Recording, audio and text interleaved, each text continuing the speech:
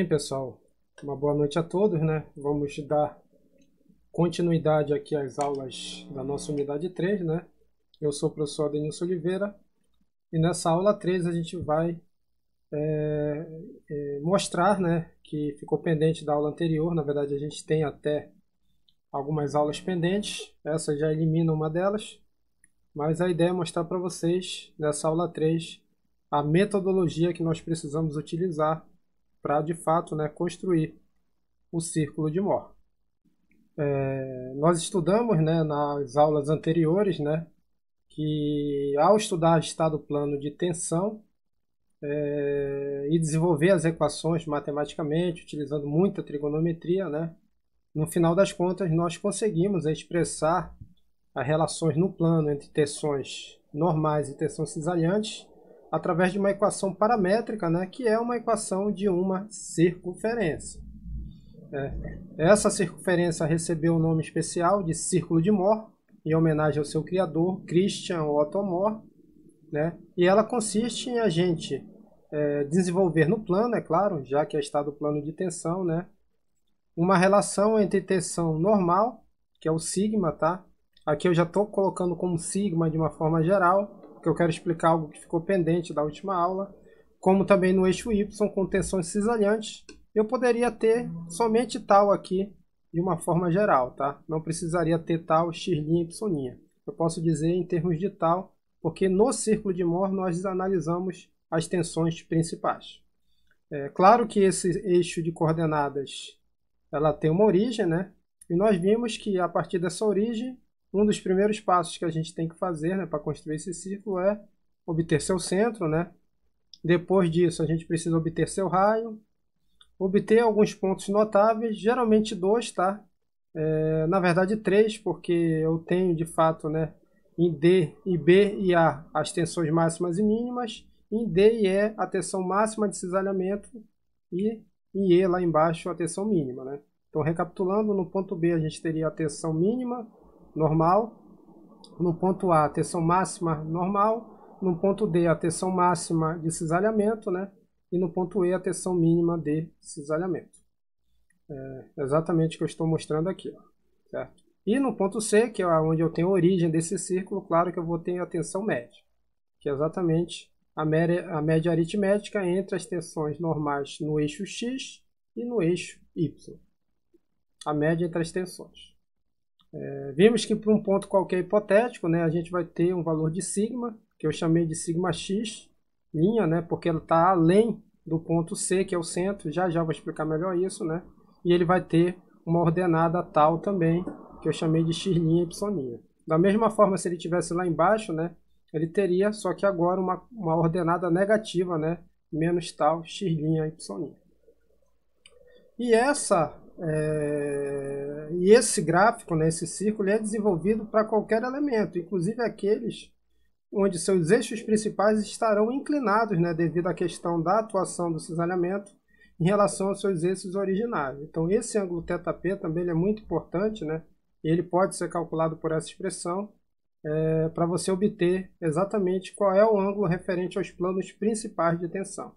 Podemos ver também no gráfico, né, que a tensão máxima pode ser obtida graficamente somando a tensão média com o raio, e da mesma forma a tensão mínima pode ser obtida agora reduzindo, né, a tensão média em relação ao raio, ou seja, sigma médio menos o raio. E a gente pode chamar que essas tensões obtidas, máximas e mínimas, é o que a gente conhece como tensões principais que vão atuar no meu elemento, que é sigma máximo e sigma mínimo.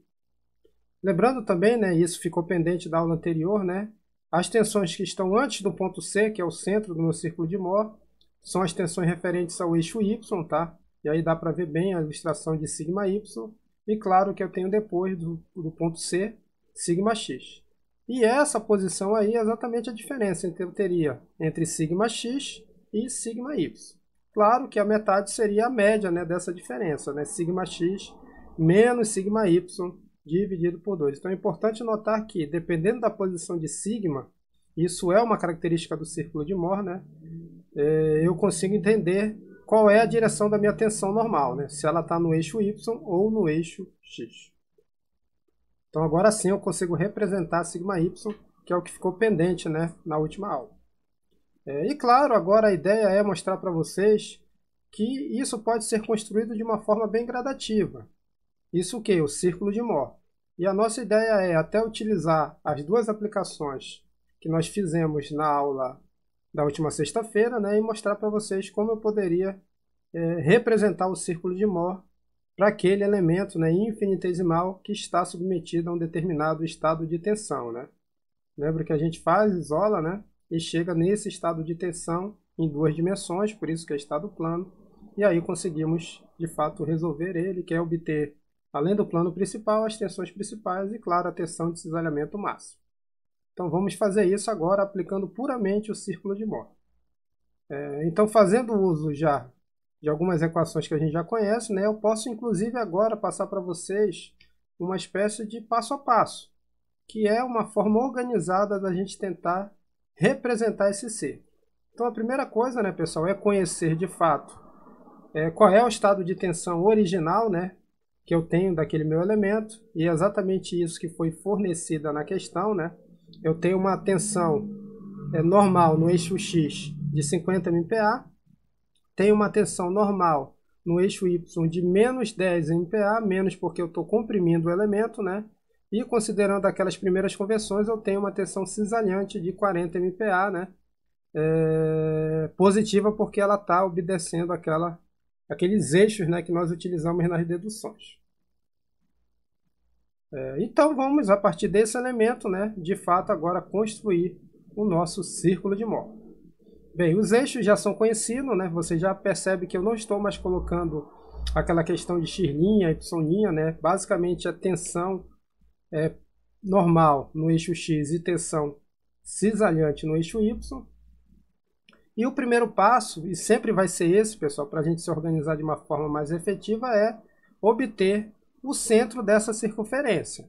E a gente já viu que a forma de obter isso nada mais é do que a gente calcular a média entre as tensões normais do meu elemento, que seria σx mais σy dividido por 2, que no meu caso aí eu teria o quê? 50, né, pessoal?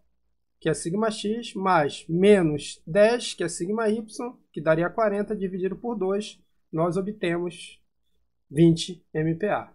Então, se eu tenho esse valor da tensão, eu já consigo, inclusive, representá-lo aqui no meu eixo sigma, tá?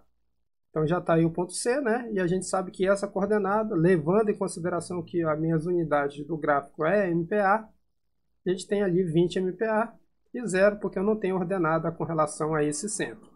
Sempre o centro estará localizado, né, na maioria dos casos, aí dentro do eixo sigma.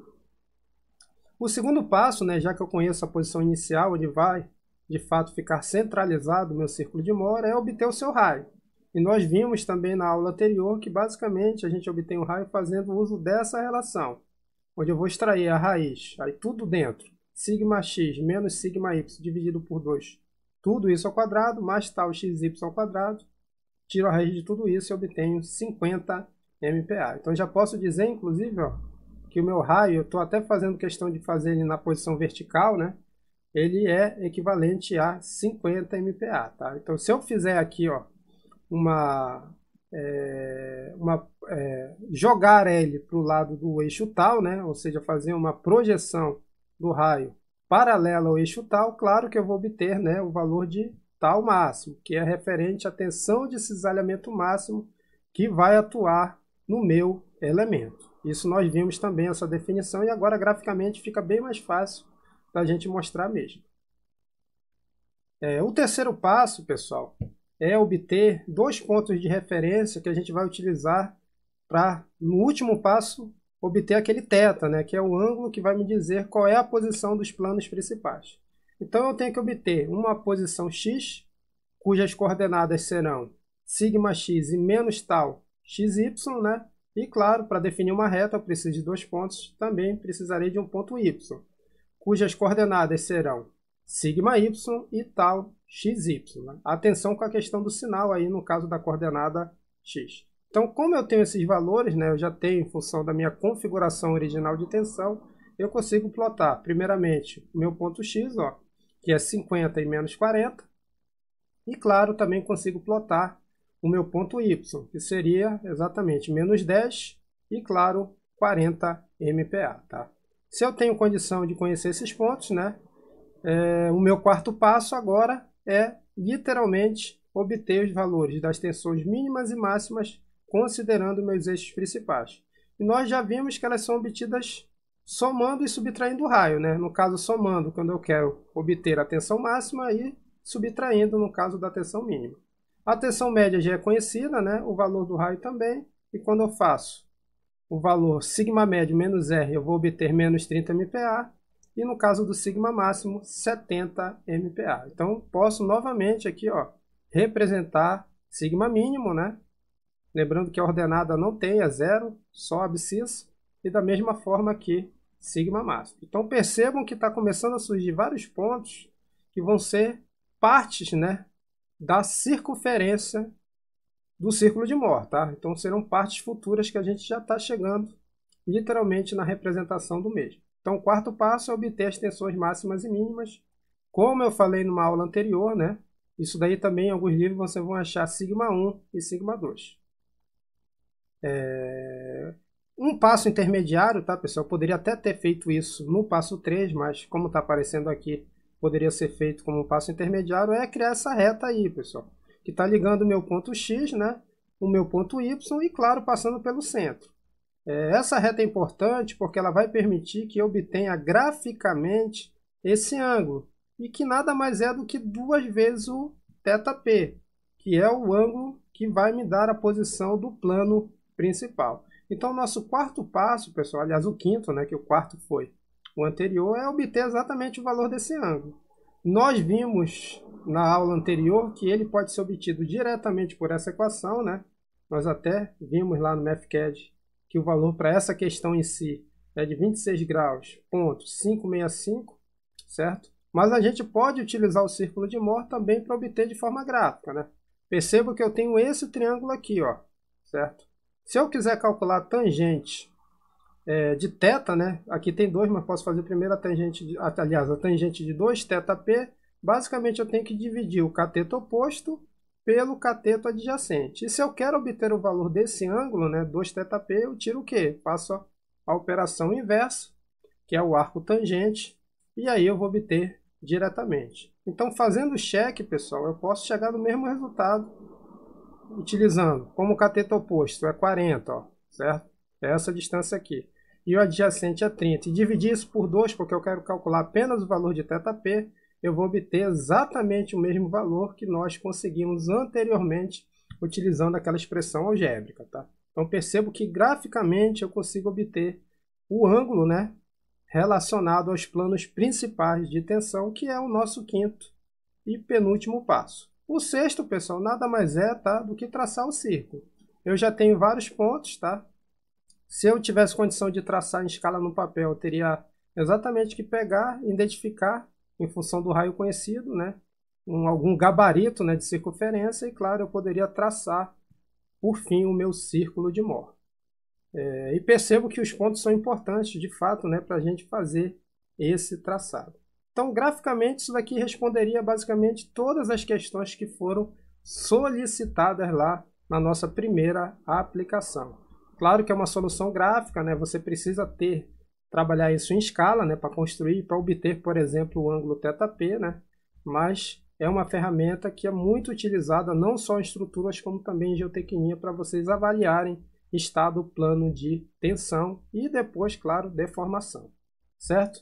Acho que ficou bem interessante aí esse passo a passo para vocês chegarem no elemento final, que é o círculo de Mohr, certo? Lembrando que esse círculo ele representa exatamente o que a gente está vendo nessa imagem, né?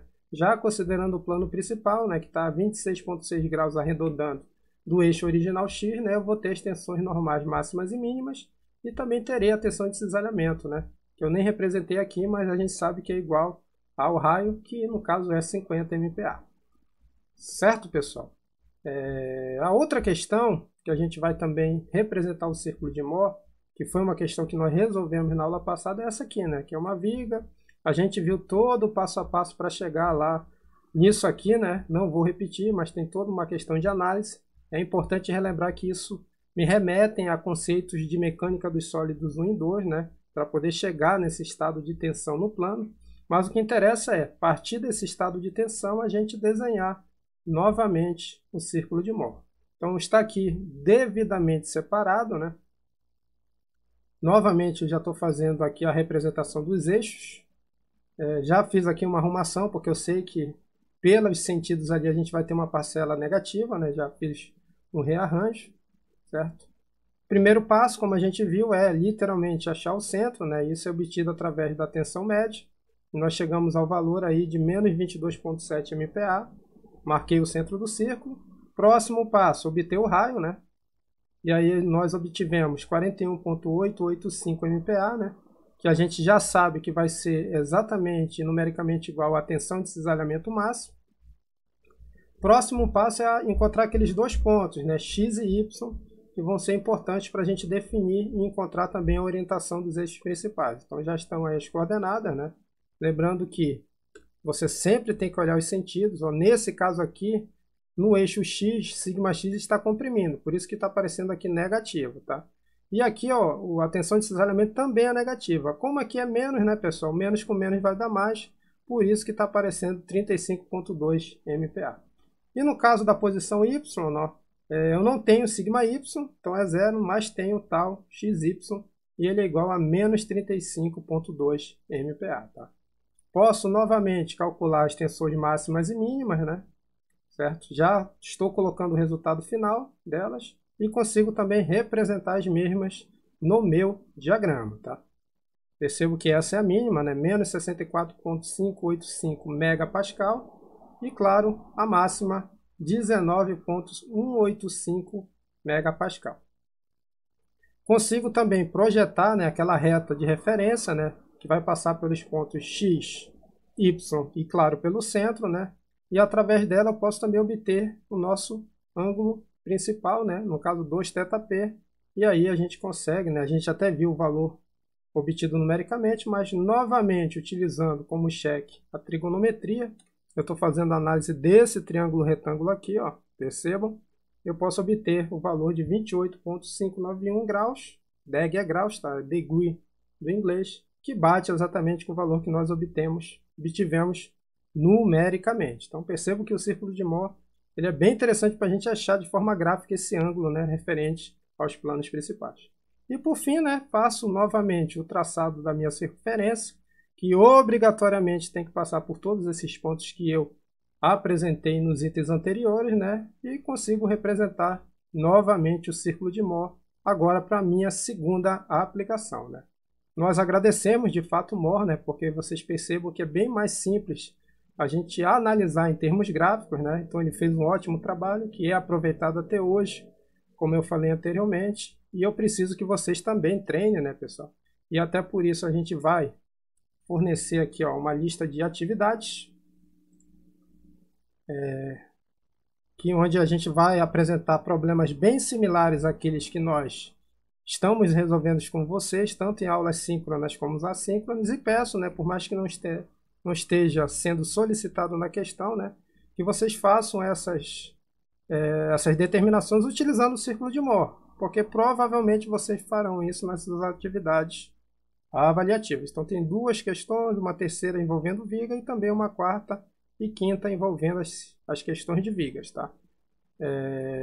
Então é importante que vocês também, e eu vou disponibilizar essa lista de atividades aí na descrição do vídeo, né, que vocês utilizem também o círculo de Mohr para tanto, tá, pessoal? Uma ferramenta muito importante para isso, né, e vocês utilizarão também em outras disciplinas do curso. E para finalizar a aula, pessoal, lembrando que nós ainda iremos resolver essa questão, né? Ainda vou ver se vou resolver de forma síncrona ou assíncrona, mas essas referências bibliográficas são importantes porque lá vocês encontrarão também outras questões que vão auxiliá-los aí no estudo da unidade de número 3, tá? Então, desde já agradeço a todos aí, pessoal. Até mais, até a nossa próxima aula.